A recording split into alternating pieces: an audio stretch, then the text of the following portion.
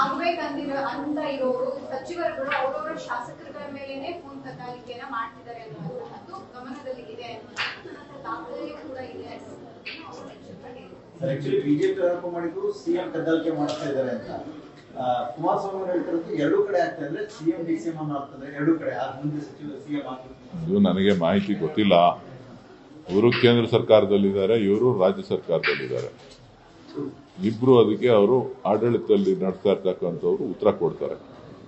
ನಾವು ಸಾಮಾನ್ಯ ಕಾರ್ಯಕರ್ತರು, ಅದ್ರ ಬಗ್ಗೆ ನಮಗೆ ಮಾಹಿತಿ ಇರಲ್ಲ. ಕುಮಾರಸ್ವಾಮಿ ಸರ್ ನಿನ್ನೆ ಫೋನ್ ಕದ್ದಾಲಿಕೆ ಅನ್ನೋದು ಎಲ್ಲ ಸರ್ಕಾರಗಳು ಕಾಮನ್.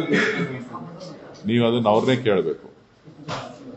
ಅವರು ಮುಖ್ಯಮಂತ್ರಿ ಆಗಿದ್ದಂಥವ್ರು. ಸೊ ಹಾಗಾಗಿ ಅವರಿಗೆ ಎಲ್ಲ ವಿಚಾರಗಳು ಗೊತ್ತಿರುತ್ತೆ. ಸೊ ನೀವು ಅವ್ರನ್ನ ಕೇಳಿದ್ರೆ ಅದಕ್ಕೆ ಉತ್ತರ ಸಿಗುತ್ತೆ.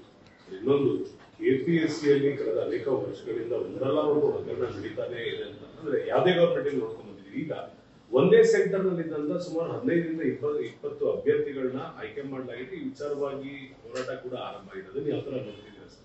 ಅಲ್ಲ, ಅದು ಗಂಭೀರವಾದಂಥ ವಿಚಾರ. ಒಂದೇ ಕ್ಲಾಸ್ ರೂಮ್ನಲ್ಲಿರ್ತಕ್ಕಂಥವರು ಎಲ್ಲರೂ ಕೂಡ ಅತಿ ಹೆಚ್ಚು ಅಂಕಗಳನ್ನು ಗಳಿಸಿ ಆಯ್ಕೆ ಆಗಿದ್ದಾರೆ ಅಂತ ಅಂದರೆ ಬಹುಶಃ ಎಲ್ಲರಿಗೂ ಕೂಡ ಒಂದು ಅಪನಂಬಿಕೆ ಬರಲಿಕ್ಕೆ ಪ್ರಾರಂಭ ಆಗ್ತದೆ. ಎಲ್ಲ ಒಂದು ಕಡೆ ಮಾಲ್ ಪ್ರಾಕ್ಟೀಸ್ ಆಗಿರ್ಬೋದಾ ಅನ್ನೋದು ಇರ್ಬೋದು. ಈ ಬಗ್ಗೆ ಸೂಕ್ತ ತನಿಖೆ ಮಾಡಿ ನೊಂದಂಥ ಯಾರು ಉದ್ಯೋಗಾಕಾಂಕ್ಷಿಗಳಿದ್ದಾರೆ ಅವರಿಗೆ ನ್ಯಾಯ ಒದಗಿಸ್ಕೊಡ್ಬೇಕಾಗಿರ್ತಕ್ಕಂಥದ್ದು ಸರ್ಕಾರದ ಕರ್ತವ್ಯ. ಸೊ ಉದ್ಯೋಗ ಅಂತಕ್ಕಂಥದ್ದು ಇವತ್ತು ಮರೀಚಿಕೆ ಆಗಿದೆ. ಸೊ ಇಂಥ ಸಂದರ್ಭದಲ್ಲಿ ಈ ಥರದ ನಡವಳಿಕೆಗಳೇನಾದ್ರೂ ಆರೋಪಗಳು ಬಂದು ಈ ಥರ ಪ್ರೂವ್ ಆಯಿತು ಅಂತ ಅಂದರೆ ಅದು ಪಾಪ ಯುವಕರ ಮೇಲೆ ಬಹಳಷ್ಟು ಪರಿಣಾಮಗಳನ್ನು ಬೀರ್ತದೆ. ಇದನ್ನು ಗಂಭೀರವಾಗಿ ಪರಿಗಣಿಸಿ ಆದಷ್ಟು ಬೇಗ ಅದಕ್ಕೆ ಸೂಕ್ತವಾದಂಥ ಮಾಹಿತಿಯನ್ನು ರಾಜ್ಯದ ಯುವಕರಿಗೆ ನೀಡಬೇಕು.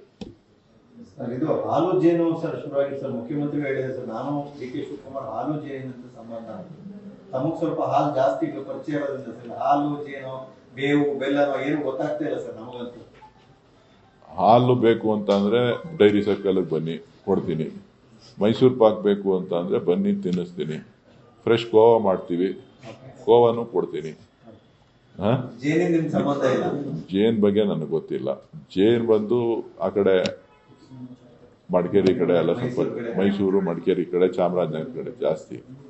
ಸೊ ನೀನು ನಮ್ಗೆ ಅದ್ರ ಬಗ್ಗೆ ಮಾಹಿತಿ ಇಲ್ಲ. ನಮ್ಮಲ್ಲೂ ಇರ್ತದೆ,